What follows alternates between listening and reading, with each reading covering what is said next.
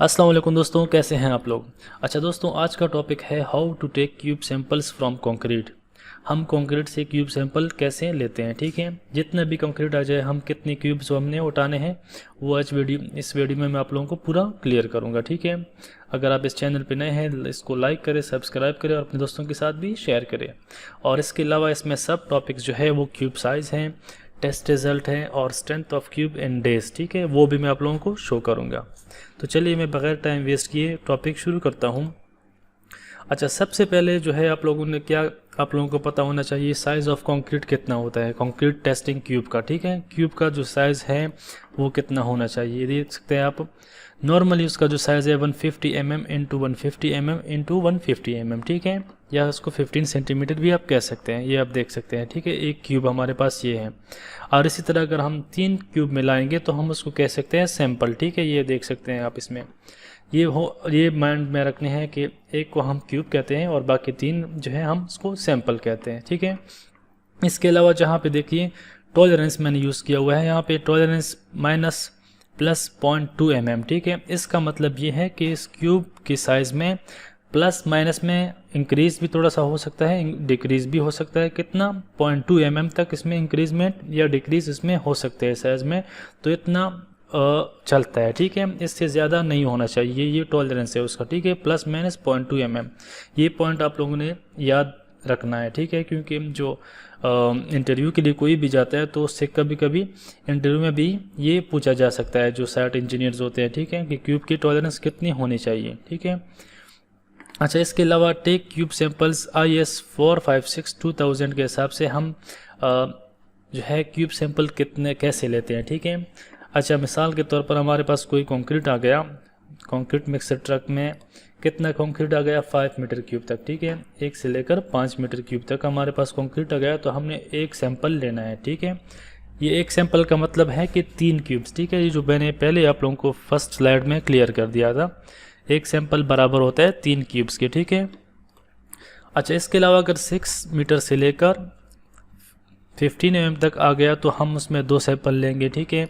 इसी तरह अगर 30 मीटर क्यूब तक आ गया, 16 से 30 तक आ गया, तो हमने जो है 3 सैंपल्स लेने हैं, 9 क्यूब्स। और इसी तरह अगर 50 मीटर क्यूब तक आ गया तो हमने 4 सैंपल लेने हैं, ठीक है। अच्छा, इसके बाद जो है हमने क्या करना है, 4+1 number of addition sample for each 50 metre cube, ठीक है। इसके बाद जो है 50 मीटर क्यूब के बाद अगर हमने और 50 मीटर क्यूब ऐड करेंगे तब हमने एक सैंपल लेना पड़ता है, ठीक है। मिसाल के तौर पर हमारे पास 50 मीटर क्यूब साइड पे आ गया और अब हमने 50 मीटर क्यूब और ऑर्डर किया है, तो मतलब 100 मीटर क्यूब, तो 100 मीटर क्यूब के लिए हमने 5 सैंपल लेने पड़ेंगे, ठीक है। और इसके अलावा अगर हमने 150 मीटर क्यूब ऑर्डर किया है तो हमने उसके लिए 6 सैंपल लेने पड़ेंगे, ठीक है। तो इस तरह 50 मीटर क्यूब के हिसाब से हमने एक सैंपल ऐड करना पड़ता है, ठीक है। अच्छा, यहाँ पे देखिए, यहाँ पे मैंने एक नोट लिखा हुआ है, random samples should be taken so that chances of concrete testing increases, ठीक है।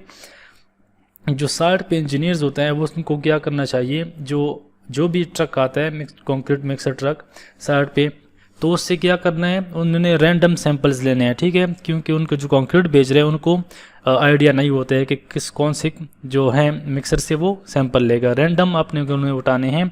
इससे क्या होता है कि कंक्रीट टेस्टिंग के जो चांसेस हैं वो ज़्यादा हो जाते हैं, ठीक है। अच्छा, इसके अलावा जो है ये मिसाल के तौर पर आप लोग समझ लिए, यूनिवर्सल टेस्टिंग मशीन की मदद से हमने 3 क्यूब का जो है एक टेस्ट लिया और इसके रिज़ल्ट ये आ गए, ठीक है।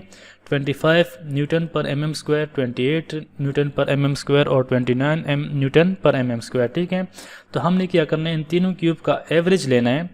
एवरेज लेके हम उसका जो वैल्यू आएगा वो हमने क्या करना है, वो उसका स्ट्रेंथ, कॉम्प्रेसिव स्ट्रेंथ होता है, ठीक है। तीनों क्यूब का आप लोग उसको 7 डेज़ के लिए भी दे सकते हैं और 28 डेज़ के लिए भी दे सकते हैं, 21 डेज़ के लिए भी दे सकते हैं।